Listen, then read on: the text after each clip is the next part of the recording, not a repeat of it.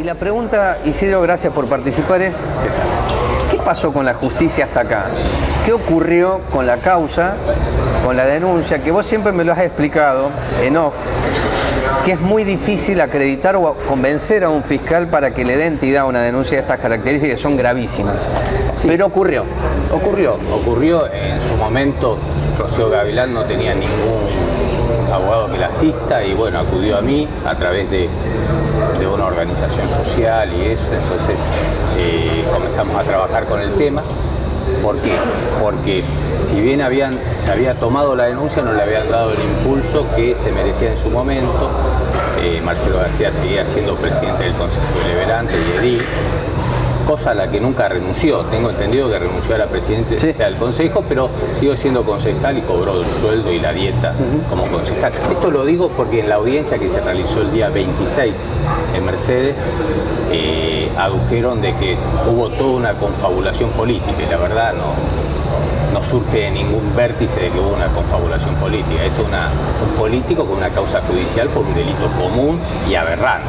El argumento de García entonces en esa audiencia el 26 es que lo de Rocío es una mentira y que esa mentira sirvió para confabular en su contra, sería así. Exactamente. Ajá. Y como yo en ese momento participé en política, tenía algo que ver, cuando en realidad quienes me conocen saben que mi principal actividad es la del trabajo profesional como abogado. Ajá. Así que bueno, en esa audiencia y lo que ocurrió de aquella época hasta ahora fue que la causa sí tomó impulso. Se hizo lo que se llama la parte sumaria, que es la investigación penal preparatoria, la parte instructiva, donde se recogen todas las pruebas, y después se eleva la causa a juicio, que es a una segunda etapa, que es la etapa plenaria, la etapa donde se va a realizar el juicio de debate, por decirlo de alguna manera. Recordame qué fiscalía llegó a esta causa. La fiscalía de Gabriel López, UFI número 9 de Moreno. ¿Le dio entidad a la denuncia? ¿Se hicieron pericias psicológicas? Se hicieron pericias psicológicas que ahora fueron cuestionadas porque supuestamente no se lo notificó a García y ese es el motivo por el cual en esta audiencia pidieron una nulidad y el sobreseimiento. Ahora, reconocen que la nulidad es subsanable. ¿Qué quiere decir esto en términos jurídicos? Quiere decir que para que se produzca, tenga que nulificarse una cuestión, tiene que ser de gravamen de carácter irreparable. Si esto es subsanable, no tiene esa característica de ser irreparable, con lo cual se puede realizar o la defensa puede articular diferentes elementos para poder cuestionar de alguna manera esa pericia, con lo cual no existe esa entidad de ser nulo desde mi punto de vista. Igual en estos días se va a resolver esa cuestión. ¿Cuántas pericias debió atravesar la víctima en todo este derrotero de casi 3 años? Y yo creo que el tema de la pericia, la parte judicial, fue una cuestión, fueron aproximadamente 3 pericias, pero lo más grave es el carácter público que tuvo la cuestión, con una persona que en ese momento era pública, y la cantidad de personas que la escracharon en diferentes circunstancias, como si eso fuese un instrumento para hacerla desistir de su problema. Inclusive en la audiencia del día 26, yo fui con Rocío Gavilán y cuando vio varios militantes de García dice, la verdad no quiero presenciar la audiencia porque estoy muy mal. Ella está embarazada en este momento, como de 6 meses aproximadamente, y dice, revivir todo, quiero evitar eso. Entonces, como yo no soy apoderado, soy patrocinante, tuve que invocar un artículo, que es el artículo 48 del Código de Procedimiento, es decir, un poder circunstancial que va a ser ratificado dentro de los 60 días. Una cuestión técnica también, ¿no? ¿Esa audiencia se celebra en Mercedes, Isidro? Se celebró en Mercedes. ¿Y había militantes de García acompañándolo? Sí. En buen número. No te sé decir, 10, 15. Pero bueno, a lo que voy es que es una audiencia netamente técnica, pero la defensa cuestionó, dice que quiere saber la verdad, pero cuestionó la participación, en este caso del abogado del particular damnificado, que sería Rocío, sin la debida autorización. Con lo cual invoqué el poder del artículo 48, pero también le expliqué a su señoría que mi clienta no quería asistir porque no quería confrontarse con el pasado, con lo que ya vino sufriendo cuando ella está en otra etapa intentando ser madre, rehacer su vida y todo lo que eso implica, ¿no?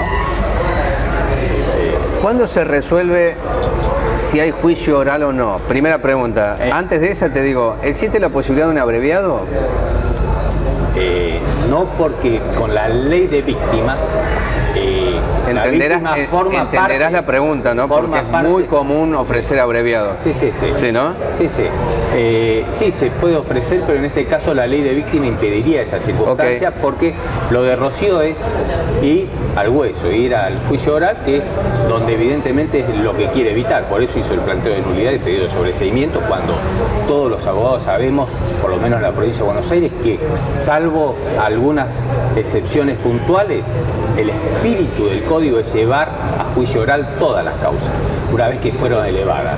Una vez que se hizo la instrucción, se hizo la elevación, la jueza de garantía se tomó su tiempo, en ese momento fue denunciada por eso, creo que 8 meses tardó en dictar la elevación a juicio, y esa elevación fue apelada al Tribunal de Casación Penal de la provincia de Buenos Aires y fue confirmada la elevación, que fue también un motivo que... Vos fíjate, tenemos instrucción fiscalía, garantía, apelaciones. 3 pasos tenemos. Sí, o sea que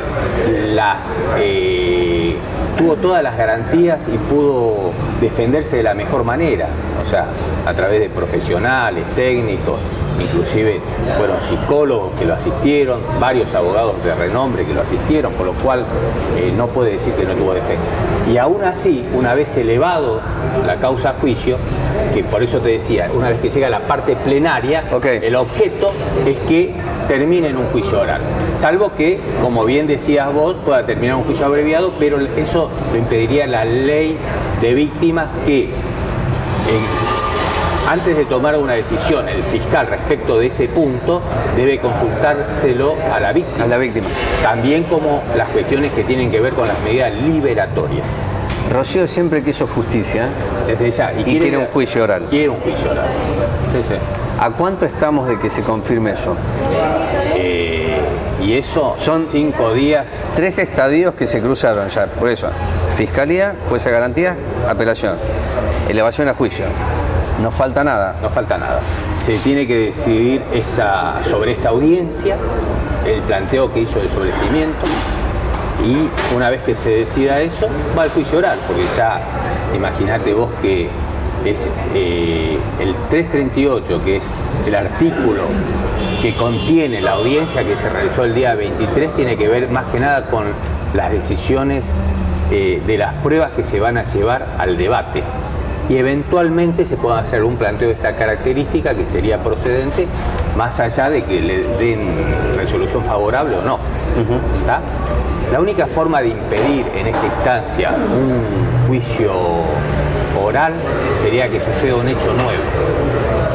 Yo tuve un caso que una vez, también sobre una imputación de abuso, pero había una pericia que estaba pendiente, una pericia de ADN. La víctima lo reconocía como la persona que realizó el abuso, pero se había extraído muestras del semen de la persona, con lo cual se realizó la pericia que tardó 8 meses. Una locura, tanto para la víctima como para una persona que acusada, se ve inocente, que es acusada.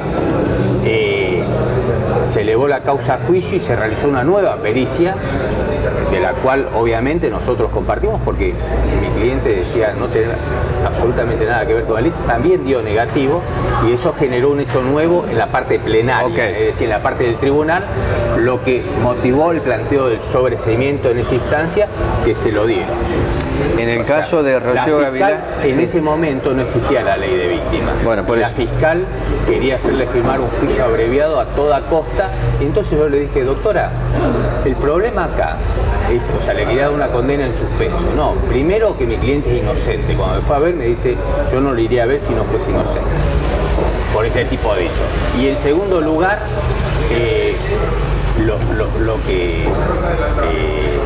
lo que alegaba, en segundo lugar, lo que le planteó a la fiscal es que se dejaría de perseguir a un violador.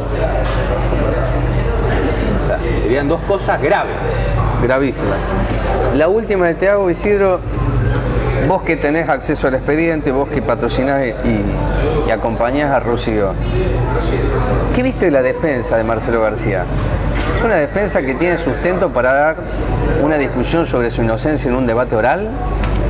¿O está planteada toda la defensa en que esto fue un armado de la política contra su figura creciente? Creo que en el Consejo Deliberante? Está buscando esa beta, pero como bien te decía, está buscando la beta política como para decir que fue una confabulación en contra de su persona.